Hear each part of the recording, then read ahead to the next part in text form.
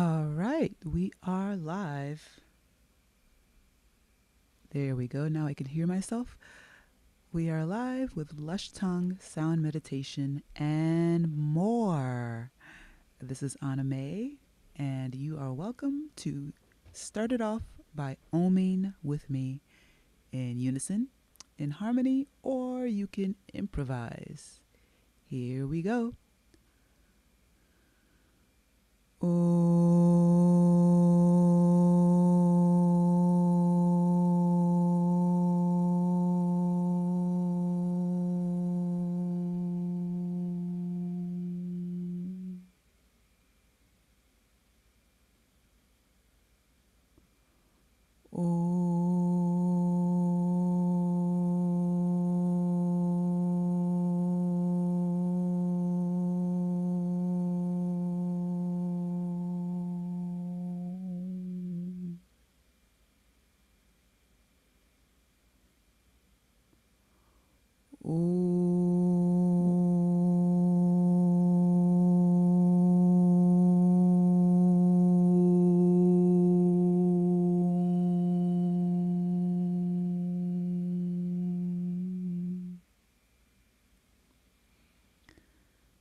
All right.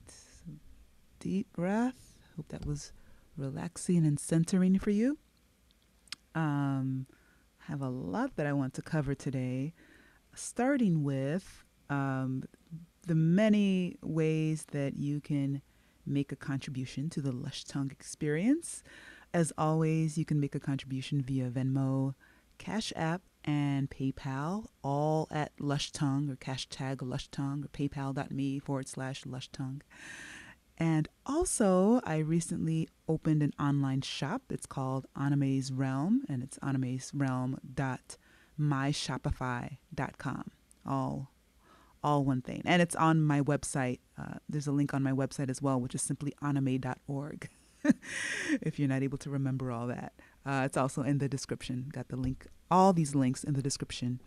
And another big announcement is that I'm hosting a solstice, a series of solstice gatherings on Sunday, December 20th. Now, the actual solstice is on Monday, the 21st, but I anticipate more availability around the world on Sunday. So I'm hosting it on Sunday.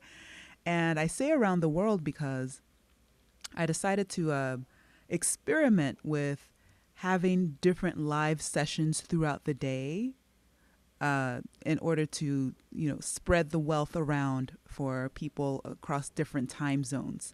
So the earliest session, they're all live. The earliest session is 7 a.m. Eastern time. And then there's the next one is 11 a.m. This is all Eastern time, followed by 1 p.m., then 3 p.m., and then the last one is 7 p.m. Eastern time.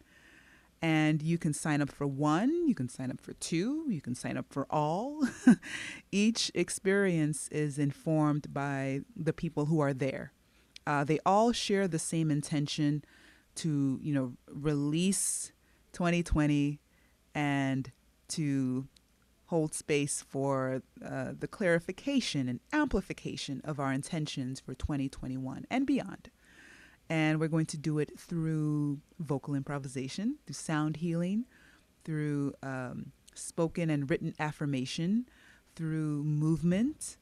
So it'll be this multimodal, integrative experience, an opportunity for you to really reflect on your year in a really fun and creative and meditative way in a beloved community online.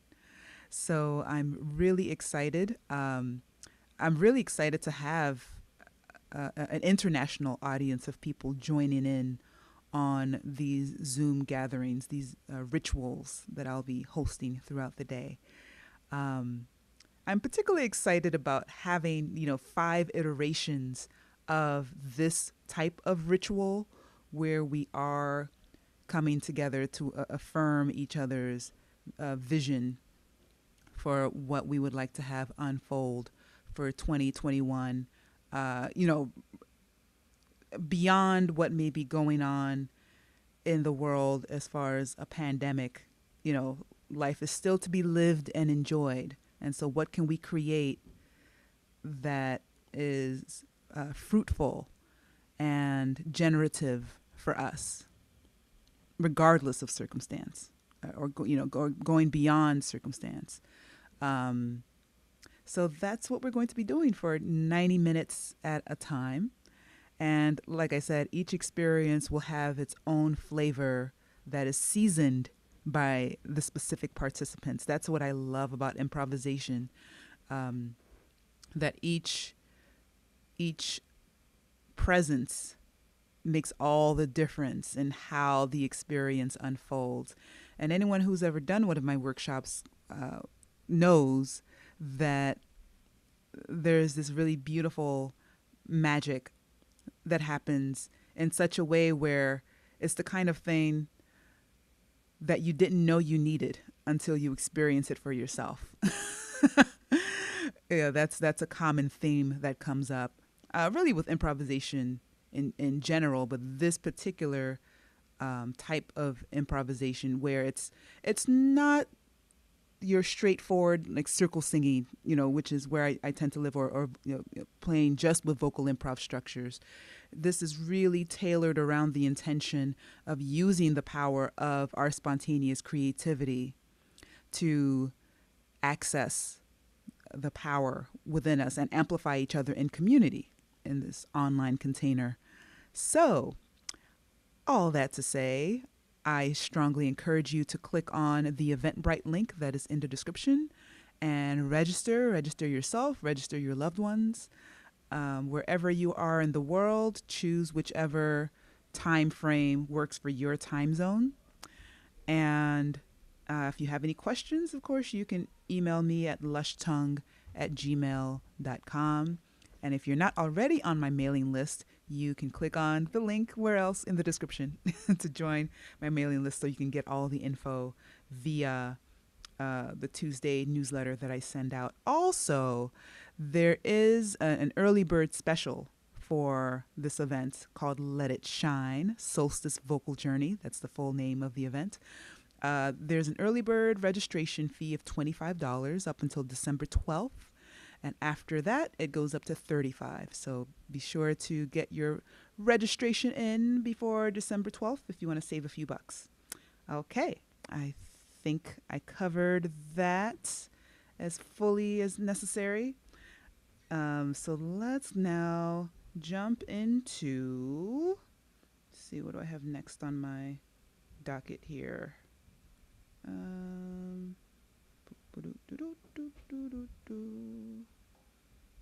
Let's see.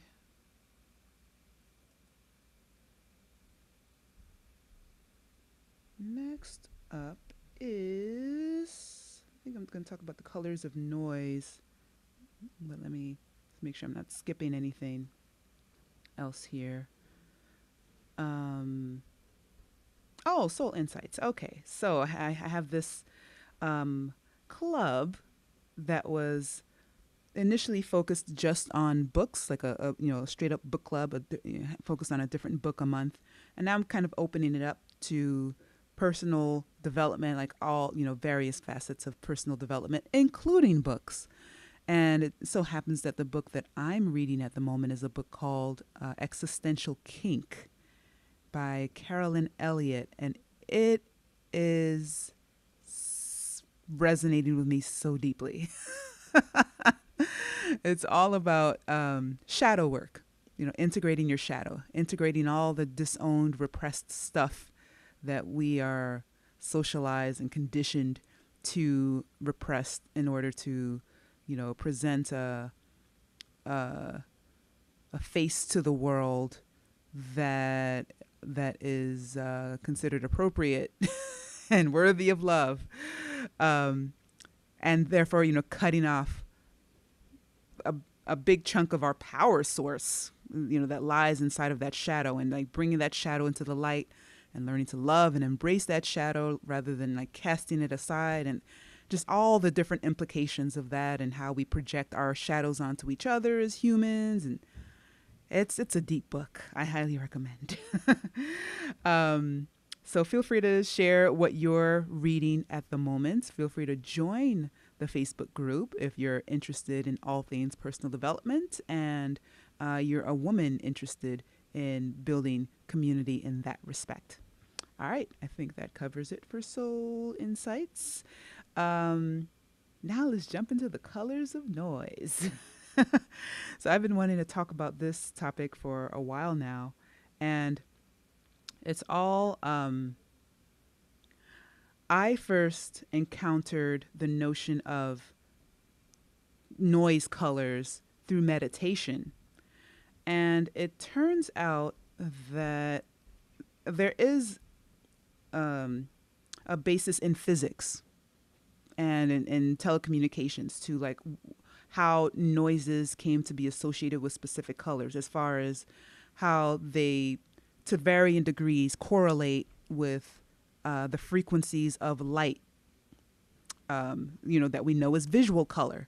So the frequency range that we know is blue, there's a corresponding sound that kind of goes with that, more or less. This is the very oversimplified layperson's explanation. And each of the noises cover different, they relate to different frequencies of sound in different ways. That's the easiest way I can put it. Another important thing to mention about the colors of noise. So I'll play some basic examples so you can hear the difference.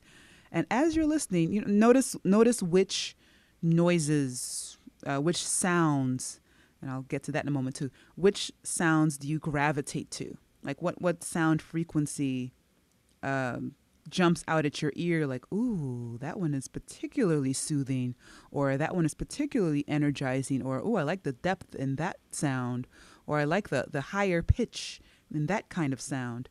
In thinking about the distinction between sound and noise and music, I think back to the Sound Music Integration Institute.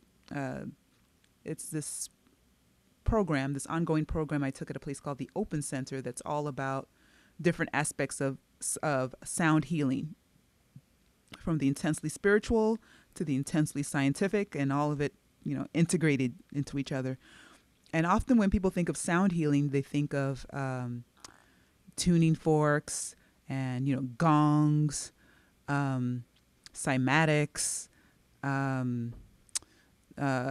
conduction, different kinds of different ways that you experience and perceive sound, like whether it's directly through your ear or actually through your bones, like feeling sound in your bones, bone conduction. So all these really interesting aspects of sound. So that brings me to the question, yes, what is the distinction between sound and noise and music? And it makes me think of something I heard. I don't remember where I heard this or in what context, but it stayed with me as this powerful metaphor. It made me think of the earth specifically in terms of soil, like the distinction between soil and dirt. And I once heard dirt described as misplaced soil. Soil that is out of place, soil that blew from one region to another region. And because it's out of place, because it's on a sidewalk instead of a field, it's no longer, the narrative of it is no longer soil. It is now dirt that needs to be moved away. Another similar distinction is, a flower versus a weed. A weed is a misplaced or unwanted flower, a flower out of context, or not even out of context, a flower that exists in a context where the gardener, whoever has the power to name it, decides this flower is unwanted, therefore this flower is a weed. There's so much metaphorical power in that. So thinking about the flower and the weed, soil and dirt, sound and noise, or sound and music and noise.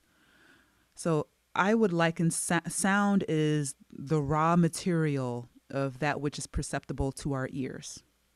And then music is the the desirable version, or the desirable um, artifact of sound, like the desirable arrangement of sound, and noise is the undesirable arrangement, or not even arrangement, the chaos, like the undesirable chaos of sound, undesirable chaotic sound, while music is, the beautifully arranged sound. Music is the garden and noise is the weeds, so to speak. But of course, that all depends on context. One person's noise is another person's music. One person's garden is another person's weeds, or one person's flowers is another person's weeds. So there's no hard and fast absolute, as far as noise always being noise and music always being music. A lot of people who know me know that I've had a long-standing, contentious relationship with what's often referred to as atonal music, and also what's often referred to as free jazz. I often, jokingly, I often joke around about how free jazz sounds like noise to me. It sounds like a wall of sound, and I can hear that there's there's some kind of order in the chaos, but it's not legible to my ears for the most part. And even if it is legible, even if I can like make out like, oh, okay, that the bassist is playing in 7, and the trumpet player is playing in 5, and the pianist is playing in 11. And now they all switched. Even if my brain can make out that there is a pattern, it doesn't make for like an aesthetically. And I know this is ironic coming from someone who loves vocal improvisation. It's not a judgment. It just doesn't resonate for me. But I appreciate it for what it is. It just doesn't resonate for me as something that my body responds to, as far as like dancing to it or singing along to it, or even just sitting quietly and listening to it. It just, I haven't entered into that world, and that world has not entered into me, generally speaking. I did hear some Ornette Coleman that challenged my paradigm around free jazz, and I'm open to hearing more. So if you are a free jazz fan, feel free to suggest stuff that resonates with you for me to listen to. Okay, so bringing it back to sound, noise, music. The colors of noise, so it's referred to as noise, which I find interesting in that I, generally don't encounter noise used in the way that it's used in physics, as far as how these different these different aspects of the frequency spectrum are, given these names. I don't really come across people like taking these frequencies and composing them into music. I'm sure there are people who do that. I'm willing to bet that there's a body of work amongst folks like Pauline Oliveros and others of her ilk that that plays with white noise and pink noise and blue noise in a quote unquote musical context, where it's actually scored and it's and it's framed to be experienced as music. I'm sure that exists. I just haven't really encountered it. I've encountered noise of different colors primarily in terms of meditation, just like an ongoing drone of sound and different kinds of drones, which I will go ahead and play for you now. So I'm going to give just a very extremely brief overview of these different colors. And as I mentioned, just notice what sounds, what noises jump out at you. So let me just share the sound so that you can hear it. Share. No, that was white noise right there. Share. Okay. Here we go. So a few distinctions to notice. Also, keep in mind that that these different frequencies may sound different through your speakers um, than what they might sound like coming through mine, or if you're listening to this through a sound system, it'll be a very different experience versus listening to your headphones as far as really being able to hear the distinctions. Um, so white noise is the earliest named spectrum of sound, and it was largely thought of in the same vein of like white light as sort of like a combination of all the different let's see, how do I put it, um in the way that white light is kind of seen as a combination of all the different frequencies of light. White noise is seen as having okay, so wait, Ray's phrased here: equal power in any band of a given bandwidth. So all that means, and this is a really simple example that I see from Wikipedia, which can be a good first point of research, but obviously there's much more deeper research that you can choose to do. You can go down that rabbit hole, but I feel like this gives a nice kind of simplified synopsis. So with white noise, the way that you would experience sound between, for example, 20 hertz and 50 hertz, so that's a gap of 30 hertz between them, is the same as what you would experience between 200 hertz and 230 hertz. So that space in between would remain constant. 2000 hertz and 2030 hertz. So it would all be the same, across the spectrum. And here is what this sounds like.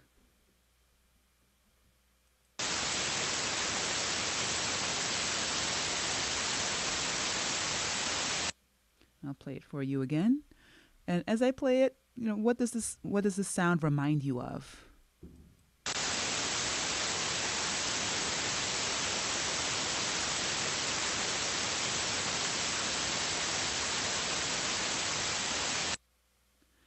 All right, so that was white noise. It reminds me of a waterfall, like the bottom of a light waterfall, kind of a misty sound. This brings us to pink noise, which its biggest distinction is that instead of like having the same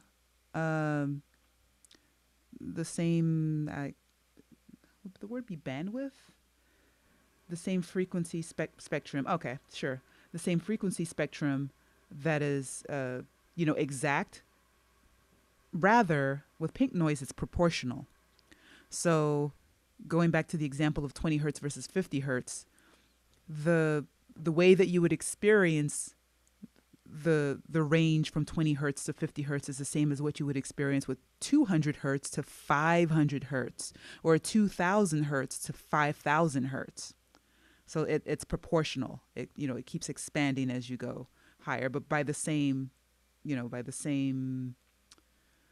proportion. Yeah, that's the best way I could put it. And so it has kind of a deeper sound. Here's what it sounds like.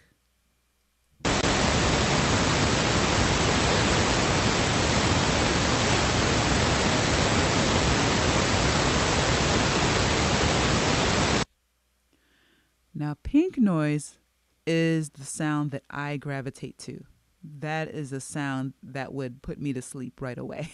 It actually reminds me of being on the train, like on a loud train in a big city. Just that loud hum of the subway. Let me play it again for you.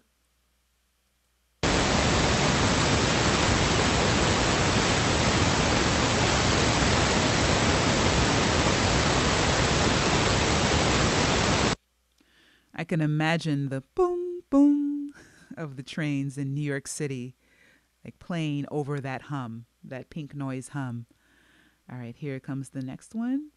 known as brown noise, an even deeper, more bassy sound.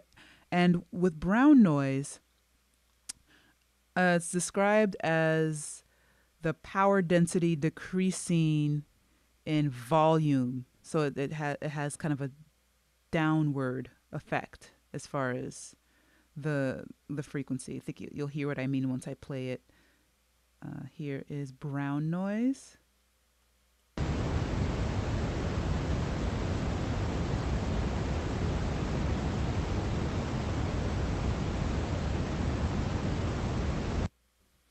So it's kind of a heavier sound, a very like bass-like sound.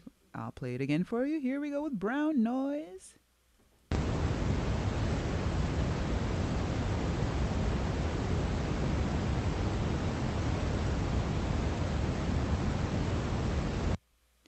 So it has heavier low frequencies and it's lighter on the high frequencies because it goes in a downward motion.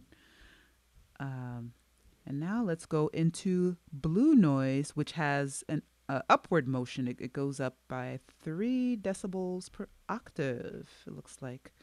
Let's see. Is there anything else I need to mention about blue noise?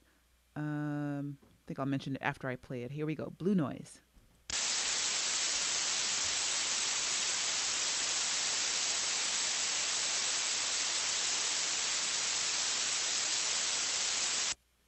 So as you can hear, blue noise has this very high hissy frequency. It's actually the frequency that reminds me of old school television. For those of you who have been around long enough to remember the old school TVs where you walk up to the TV to change the channel. And as you're going in between the channels, you hear that hissing in between. That's what this blue noise reminds me of. Let me play it again for you.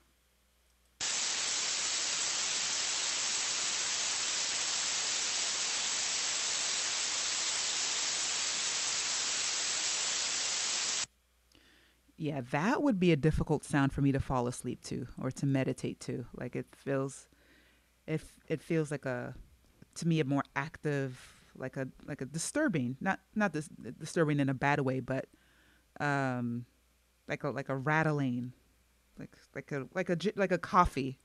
It's a sound that reminds me of the effects of coffee, like a jittery kind of vibration. Okay, so this brings me into purple noise. Um, so purple noise has an even steeper uh, power density increase with its frequency. So let's see what difference that makes. Uh, the blue noise, it goes up by 3 decibels. Purple noise goes up by 6 decibels. And the decibel is just a unit of like volume, like how much louder a sound gets just by virtue of the combination of frequencies that go into making the sound. Some sounds are naturally, some sounds require less effort to be loud than others. So like when you talk about vocal placement and like projecting your voice from a certain placement in your body versus another, versus putting a lot of effort into be louder as opposed to just, shifting a few internal, the inside of your cheekbones and the back of your throat, that kind of thing. So here we go. Purple noise.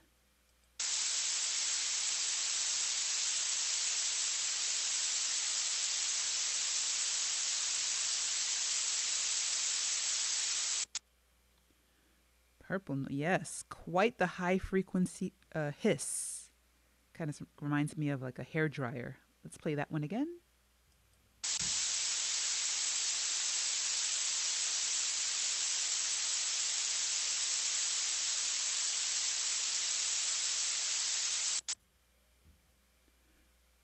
Okay, and this this Wikipedia page, it mentions acoustic thermal noise of water has a violet spectrum, causing it to dominate hydrophone measurements at high frequencies.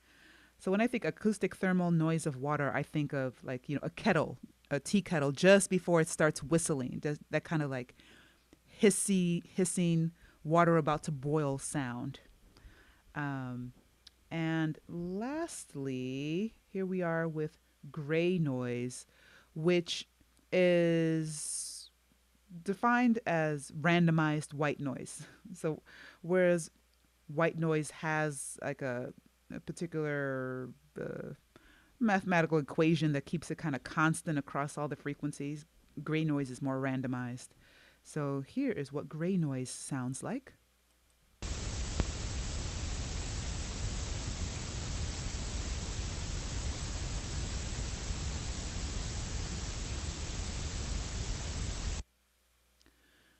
So gray noise, the way I would characterize it is it feels a little smokier than white noise. Let me play it again for you.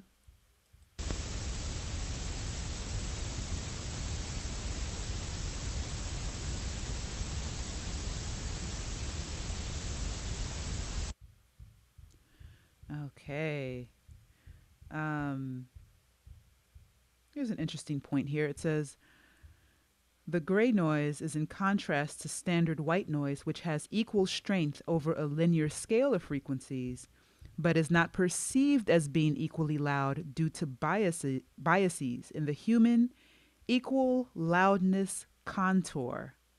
So that goes back to the point I was making about how there's the kind of volume you get when you are actively yelling versus the kind of volume you get when you are actively projecting your voice without like throwing it out of your body in a way that will leave you hoarse. And those are the kind of things that you would learn in a vocal coaching session. So feel free to sign up with me for that by sending me an email.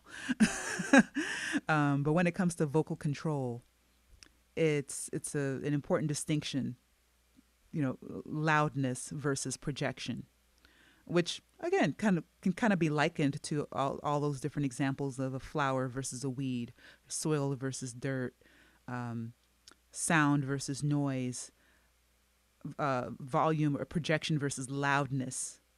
The word loudness is usually used with a connotation of like, that's too loud, or that's or maybe it's not loud enough. But just volume as the overarching category, and projection as like the healthy way to modulate the volume of your voice, as opposed to just speaking with loudness. Yeah. So, which noise did you gravitate to? Which noise resonated with you the most? Questions that would like answers.